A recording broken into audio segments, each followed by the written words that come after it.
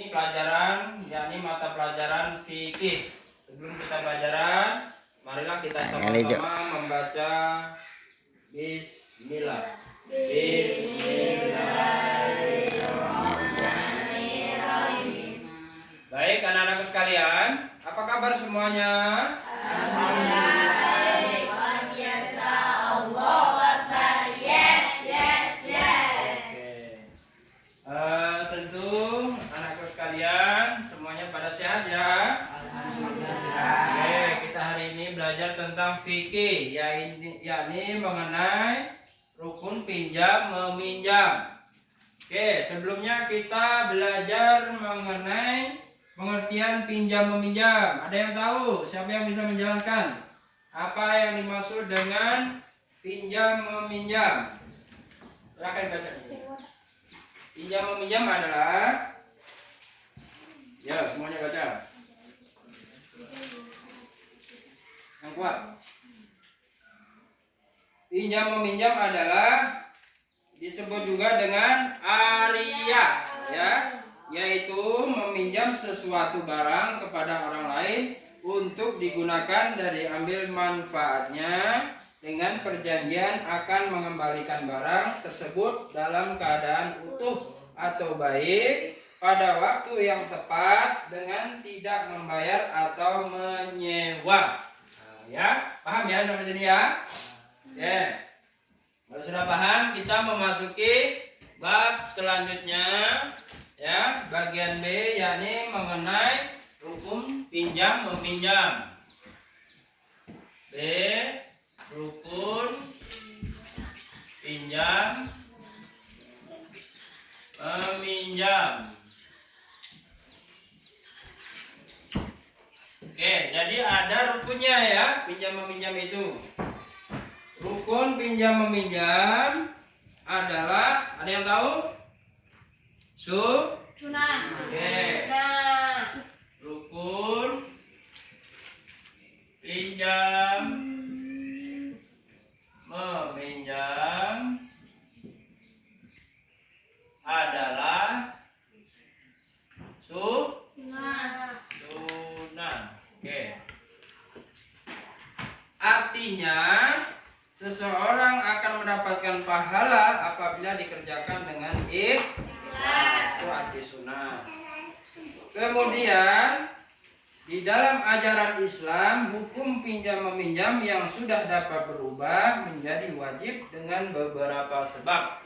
Jadi rukun pinjam meminjam ini bisa wajib dengan beberapa sebab. Misalnya meminjamkan uang kepada tetangga yang sakit dan akan mengakibatkan sesuatu yang fatal apabila tidak dilakukan. Oke. Jadi anak-anakku sekalian, ketika orang lain meminjam barang kita, bisa hukumnya jadi wajib harus kita pinjamkan apabila yang meminjam itu benar-benar memerlukan. Misalnya, si Lani punya kendaraan mobil dan di kampung ini misalnya tidak ada yang selain Lani yang punya mobil dan tetangganya sangat memerlukan mobil untuk pengobatan misalnya.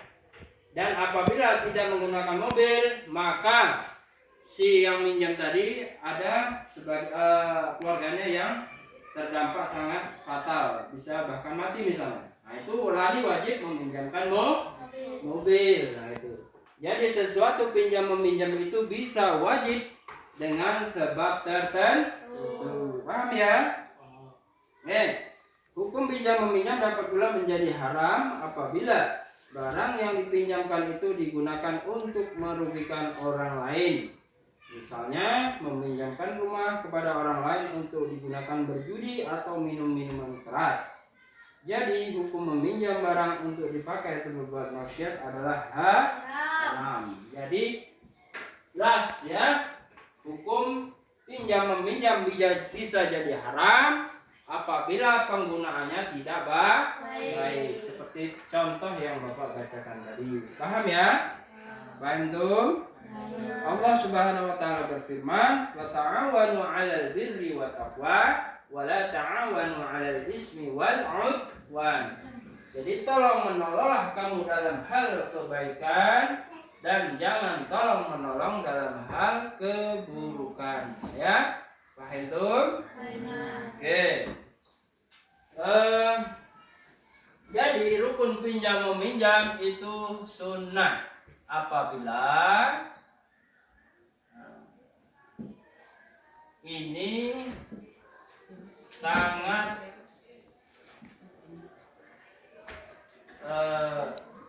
ikhlas ya, ikhlas bagi yang mempunyai barang ya, mempunyai barang.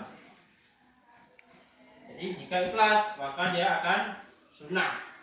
Dan rukun pinjam meminjam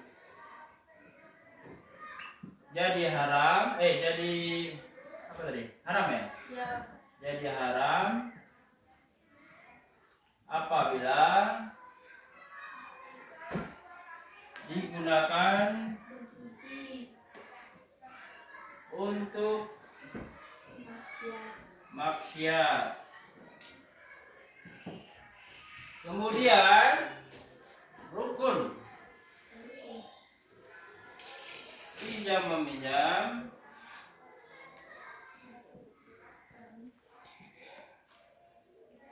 menjadi wajib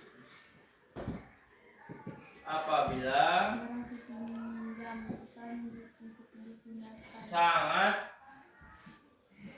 dibutuhkan kepada yang meminjam. Nah, oke. Jadi paham ya, sampai sini ya. Oke.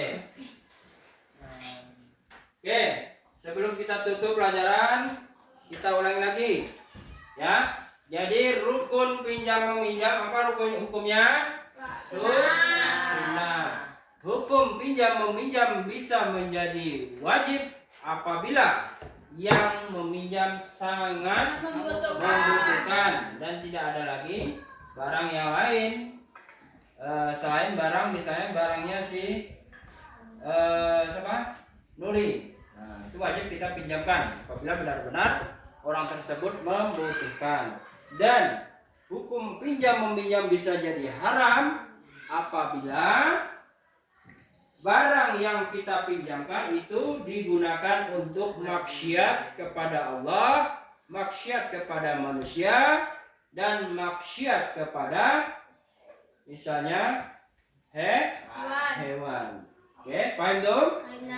Oke, demikianlah pelajaran kita hari ini.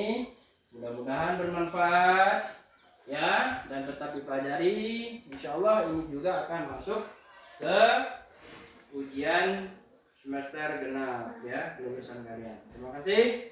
Bapak akhiri dengan ucapan wallahu muwaffiq ila aqwamit thoriq. Wassalamualaikum warahmatullahi wabarakatuh.